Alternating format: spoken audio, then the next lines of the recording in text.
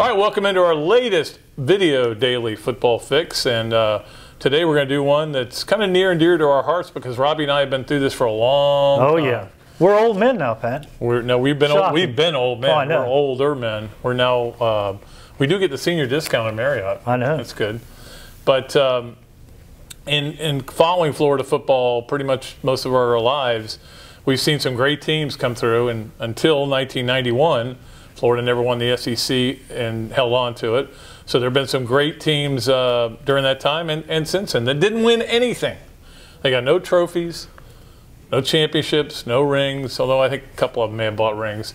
But we're going to go give you our three best, Florida's three best teams, his three, my three, that didn't win anything. We'll let you start, Robbie. Okay, Pat, I'm going to start out with the 69 team, Reeves, Alvarez, and Super Softs. You know, for a long time, that was considered the best team in school history, 9-1-1. But they didn't win anything. They got drilled by Auburn, then got tied by Georgia. So they didn't go anywhere, but they won the Gator Bowl game, and everybody was happy about that. But, you know, that was a great team that really, like Spurs said, you want to win championships. They didn't even come close to doing that, but it was a great team. You know, it's amazing. I remember listening to that Auburn game, and then in the days that followed, apparently the skinny was that the ball was different. It was a J6V instead of a J5V. That was a big thing. And Reeves was having trouble with it. And then they said the crown of the field was a little bit more than they're used to. I'm like, man, can you make any more excuses? The difference was a zone defense Exactly. that you saw had no clue what was going on there. And they couldn't figure it out. And then, of course, the Georgia game, Robbie and I were just talking about this before, they had a field goal chance to make it. Yeah. Bad snap, bad hold, bad kick. Trifecta, baby. Perfect. Yeah. So that was a heartbreaking tie. That was a tough tie. Yeah, but that's the way it happened with Florida Georgia back. That was a great team, obviously. And if you were there for the Houston game, you know what we're talking about. If you're a bunch, I mean, the FSU game, the Catch Alvarez game, which was on the cover. Yeah. Now, you talk to a lot of old-time Florida fans now. They think they consider that their favorite team, one of their favorite teams, and it really is. It was a special year for Florida. Yeah, my team that didn't win anything would be the 2001 Florida team. A team that obviously was very talented with Rex Grossman. Spurs' last team went down to the Orange Bowl and destroyed the ACC champ Maryland, because even though Rex was suspended for the beginning of it because he and some buddies, some teammates, had been out. I think it was a strip club.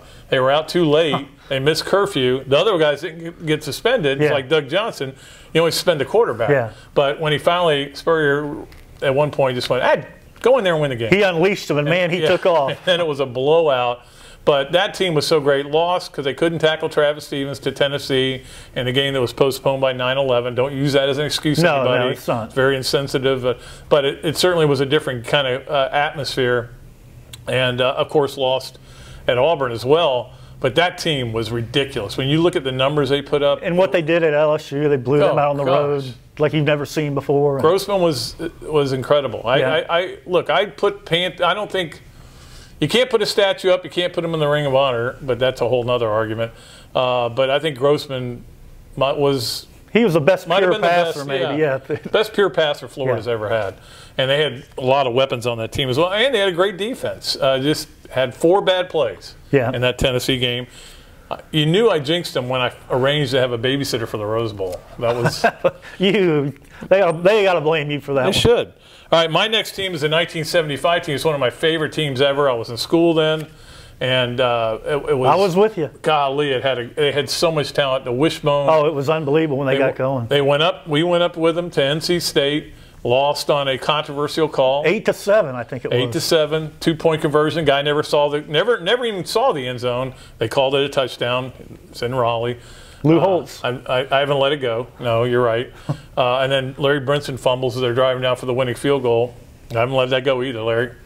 But they lost that game, and then of course, tight end around pass against Georgia. Oh God, Appleby to Washington. Yeah. And other than that, I mean, they were a great team. They went to their bowl game. They didn't want to go to their bowl game. The bowl game was a Gator Bowl, which was bad enough for a team that good. And then it rained. They got whacked. They got whacked 13-0. They didn't want to be there. But that was a great team. Yeah. And won absolutely nothing. Yeah, and that I've never seen a team as flat as that Florida team was in the Gator Bowl.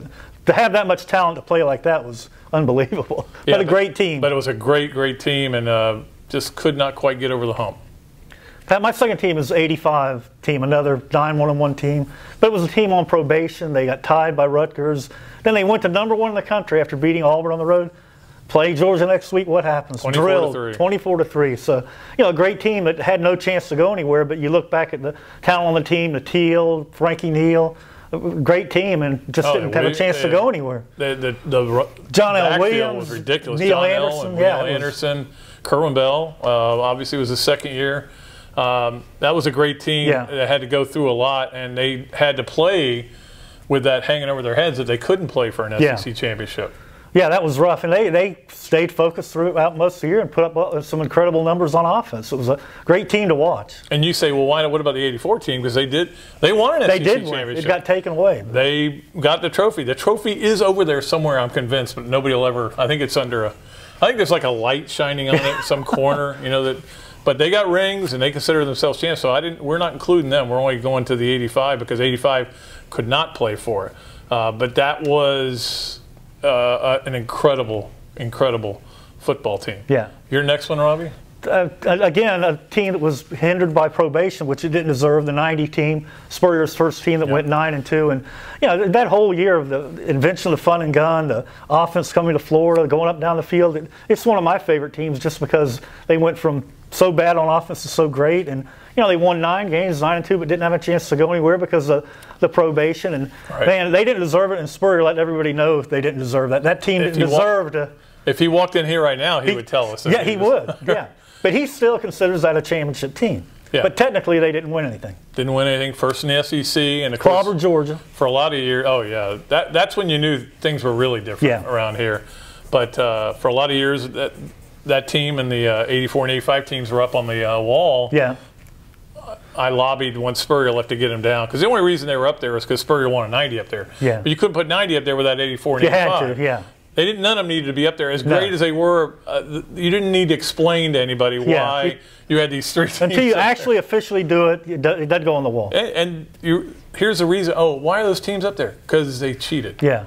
Well, now, Spurrier's team didn't cheat. And actually, Galen Hall didn't cheat. He got railroaded. He did. But that's a whole other story. The fear of the death penalty was hovering over Florida at the time, and they did what they thought they had to do. And my last team, I'm going way back, and I didn't cover this team, I promise you. The 1918 team. 1928. I was going to say. 1928. They were a great team. Undefeated most of the year. Charles Bachman was their coach, went all the way up to Knoxville. Allegedly, they flooded the field. And froze the field. So they could slow down Florida's speedy backfield, and Florida lost that game. But that was a great team. It was. Again, I got to go by what I'm reading on it. But it was the greatest team till '69. It was. There's no doubt. 9-1? Yeah. Or 8-1. I think it was 8-1. 8-1, yeah. Well, anyway, they won a lot of games. They only lost 1, 13-12. They put up some big numbers on guys. Yeah, so that's my last team. So those are 6 teams that never won anything, but they're still great teams. And I think especially the teams that you saw, you probably remember pretty fondly. Yeah. I mean, I don't think anybody's sitting there going, oh, I don't want to think about that team. I like thinking about those guys. Yeah, I do too. All right, that's going to do it for our latest video, Daily Football Fix. We'll be back with one more a little bit later in the week. And we appreciate you guys for clicking on. Until next time, this is Pat Dooley and Robbie Andreu of the Gainesville Sun saying so long from the Sunshine State.